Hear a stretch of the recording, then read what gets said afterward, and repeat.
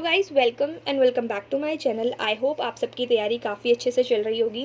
तो जो आईडीबीआई का नोटिफिकेशन आया है अभी 2-3 दिन पहले, तो काफ़ी सारे कैंडिडेट्स एस्पिरेंट्स के दिमाग में ये थॉट आ रहा है कि क्या हमें ये फॉर्म फिल करना चाहिए या नहीं करना चाहिए, और अगर करना चाहिए तो कौन सा, एग्जीक्यूटिव या पीजीडीबीएफ। क्योंकि आपको ऑप्शन दिया है कि या तो आप पीजीडीएफ फिल कर सकते हो या आप एग्जीक्यूटिव भर सकते हो। ठीक है, तो इस क्वेश्चन का आंसर करने के लिए मैं ये वीडियो यहाँ पर बना रही हूँ। मैं भी एक एस्पिरेंट हूँ बैंकिंग की, तो मैं भी अपना मैंने बहुत सारी रिसर्च की, उसके बाद ही मैंने अपना डिसीजन लिया है कि क्या मैं इस फॉर्म को फिल करूँगी या नहीं करूँगी। वो मैं अभी आपको आगे बताऊँगी। पहले मैं आपको प्रोज एंड कॉन्स बता देती हूँ दोनों ही जॉब्स के। ठीक है, तो अगर हम एग्जीक्यूटिव की बात करें तो एग्जीक्यूटिव आपका जो है उसकी जो सैलरी है वो 29,000 है फर्स्ट ईयर में। जैसे आपका जॉब लगती है सीधे, तो फर्स्ट ईयर में आपको 29,000 कंसोलिडेटेड मिलेगी। तो कंसोलिडेटेड का मतलब कि आपको सिर्फ 29,000 रुपये मिलेंगे, उसके अलावा आपको कोई पर्क्स वगैरह कुछ नहीं मिलने वाला है। तो ये एक थोड़ा सा ड्रॉबैक है कि आप सिर्फ 29,000 मिलेंगे, और उसके बाद आपकी पोस्टिंग डोंट नो कहाँ पर होगी, तो वहाँ पर आप इस 29,000 में सर्वाइव कर पाएंगे या नहीं कर पाएंगे। ठीक है, एक तो ये वाली बात है, ये आपका कौन मुझे यहाँ पर इसका लगा। दूसरी बात कि एग्जीक्यूटिव के लिए आपको यहाँ पर कोई भी पेमेंट नहीं करनी है, कोई भी कोर्स फीस नहीं है। सीधे अगर आपका सिलेक्शन होता है तो आप जॉब ले रहे हो, आपको सैलरी मिलनी स्टार्ट हो जाएगी जॉइनिंग डेट से। तो ये इसका आपका यहाँ पर प्रोज है। ठीक है, तो इसके अलावा मुझे प्रोज एंड कॉन्स कुछ नहीं लगे इसके। मतलब एक डिसेंट जॉब है। अगर आप एक अभी स्टार्ट कर रहे हो, अगर आपने अभी जस्ट ग्रेजुएशन किया है और अगर आप अभी तैयारी करना स्टार्ट ही की हो बैंकिंग की, तो आप ये फॉर्म फिल कर सकते हो आराम से। हो सकता है आपका सिलेक्शन हो जाए, तो आप उस जॉब में, उस जॉब को करते करते और जो भी आपके गवर्नमेंट पब्लिक सेक्टर बैंक्स हैं उनकी तैयारी कर सकते हो। तो आई थिंक एग्जीक्यूटिव के लिए आप फॉर्म फिल कर सकते हो। ठीक है, अगर हम बात करें पीजीडीबीएफ की, तो पीजीडीबीएफ एक कोर्स है जो कि आपका 3.5 लाख रुपए का अमाउंट उसमें है। उसके साथ साथ आपकी जीएसटी वगैरह, तो 3.5 लाख से ऊपर ही कहीं अमाउंट आपका बैठता है। उसमें भी आपको 9 मंथ की ट्रेनिंग होगी पहले, उसके बाद आपको 3 मंथ की यहाँ पर आपको दी जाएगी इंटर्नशिप। उसके बाद जाके आप एज असिस्टेंट मैनेजर काम करोगे, जो कि आप, अगर आप एग्जीक्यूटिव के में काम करते हो तो एग्जीक्यूटिव में आप 3 साल के बाद बनोगे। अगर 3 साल एज एग्जीक्यूटिव काम करने के बाद आप असिस्टेंट मैनेजर बनोगे। ठीक है, तो पीजीडीबीएफ में एक यहाँ पर बहुत बड़ा कौन यही है कि जाहिर सी बात है यहाँ पर 3.5 लाख रुपए की डिमांड है। तो 3.5 लाख रुपए I think as a middle class candidate aspirant हम अफोर्ड नहीं कर सकते, इवन मैं अफोर्ड नहीं कर सकती। तो I think most of the यहाँ पर जितने भी एस्पिरेंट्स हैं वो मिडिल क्लास से ही बिलोंग करते हैं, तो वो इस अमाउंट को यहाँ पर अफोर्ड नहीं कर सकते। हालांकि यहाँ पर एक इन्होंने लेवरेज दिया है कि आप जो है लोन ले सकते हो, एजुकेशन लोन आईडीबीआई से इस कोर्स को करने के लिए।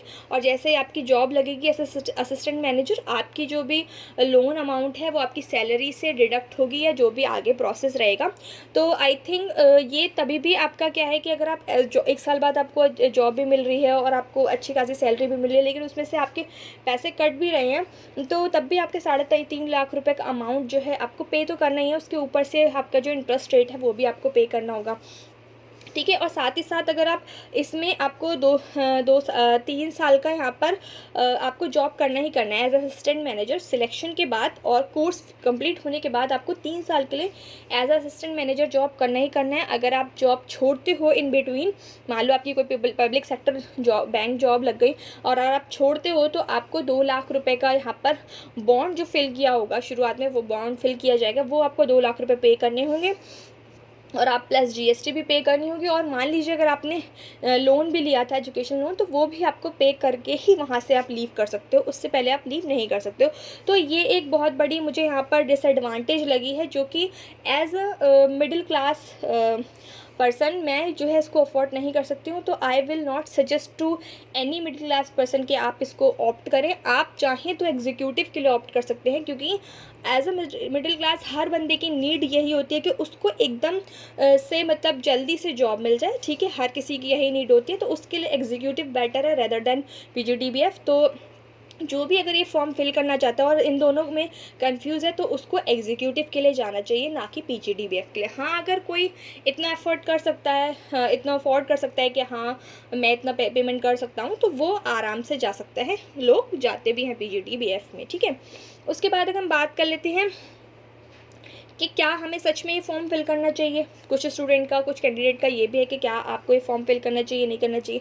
देखो, पर्सनली मैंने ये डिसाइड किया कि मैं ये फॉर्म फिल करूँगी। हालांकि पेमेंट थोड़ी ज़्यादा है, फ़ीस ज़्यादा है इस फॉर्म की, लेकिन इतने सारे फॉर्म्स हम फिल करते तो एक फॉर्म अगर हम और फिल कर देंगे तो क्या ही चला जाएगा। एक फॉर्म अगर हम फिल कर देंगे, हालांकि हम तैयारी कर रहे हैं, लेकिन कोई पता नहीं होता फ्यूचर का। तो आपको क्या मैंने ये सोचा है कि हाँ, मैं ये फॉर्म फिल करूँगी, क्योंकि इसमें मुझे ये दिख रहा है कि यहाँ पर वैकेंसीज एक ही ऑर्गेनाइजेशन की हैं, ये थोड़ी ज़्यादा हैं।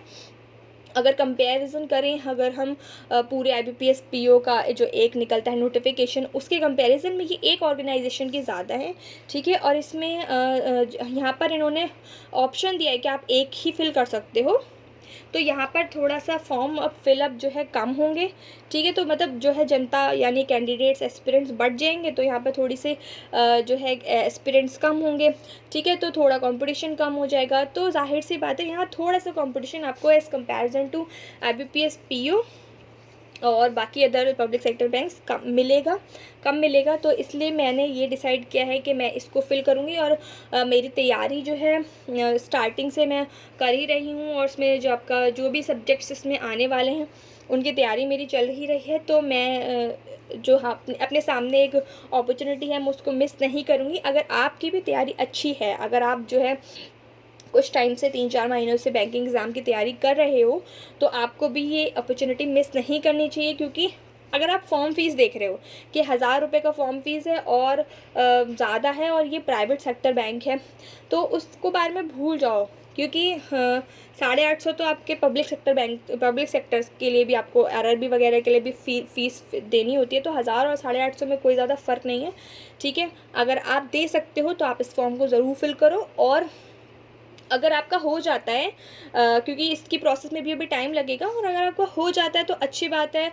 मान लीजिए आपका किसी और एग्ज़ाम में नहीं हुआ जो आपके आने वाले हैं, तो आप इसको एटलीस्ट इसको ऑप्ट कर सकते हो। इसको ऑप्ट करने के बाद आप जो है बाद में नेक्स्ट ईयर ट्राई कर सकते हो पब्लिक सेक्टर बैंक्स के लिए। और मान लो अगर आपका इसमें भी हो जाता है और नेक्स्ट उसमें भी हो जाता है, तो आप राइट सी बात है उसको चूज़ करोगे, तो आपके पास फिर ऑप्शंस रहेंगे, ठीक है। तो अगर कोई अपॉर्चुनिटी आपके सामने आई है, तो आई डोंट थिंक कि हमें उसको छोड़ना चाहिए। बहुत सारे आजकल सब लोग ऐसा ही कर रहे हैं कि जो भी फॉर्म्स आ रहे हैं फिल कर रहे हैं, क्योंकि आप अनएम्प्लॉयमेंट इतनी ज़्यादा है, तो कोई भी चलेगा। बैंक की जॉब भी आपको, अगर आप बोलोगे कि ये प्राइवेट बैंक है, तो प्राइवेट बैंक की जॉब भी इतनी आसानी से नहीं मिल रही है, ठीक है। ग्रेजुएशन के बाद भी वो आपसे 2 साल का पहले एक्सपीरियंस मांगते हैं, तब वो आपको एज अ क्लर्क या जो भी आपको जॉब देते हैं। तो ये अगर आपको एग्ज़ाम दे के जॉब मिल रही है तो क्या बुराई है, क्योंकि मतलब प्राइवेट करने को भी रेडी हैं लोग। बट यही है कि आपको प्राइवेट में सीधे आपको जॉब नहीं मिलती, आपको सोर्स लगाने पड़ते हैं पहली बात तो, उसके बाद आपको एक्सपीरियंस चाहिए, ठीक है। तो उस सब चीज़ों से बचना है तो आप इस एग्ज़ाम में अप्लाई कर सकते हो, अच्छा ही है, और तैयारी भी कर सकते हो, ज़्यादा कोई टफ़ नहीं है। मैं इसकी जितनी भी कट ऑफ वगैरह है, या जो भी सिलेबस वगैरह है, या किस तरीके से तैयारी करनी है, अगर आपको चाहिए तो मैं उसकी एक वीडियो लेके आ जाऊँगी आपके साथ में। आप कमेंट सेक्शन में यहाँ पर बता दीजिएगा कि अगर आपको इस तरीके की वीडियो चाहिए तो, ठीक है। Thank you and all the best. I hope आप लोग ये एग्ज़ाम फिल करेंगे और अच्छे से इसमें परफॉर्म करेंगे, ठीक है। बाय।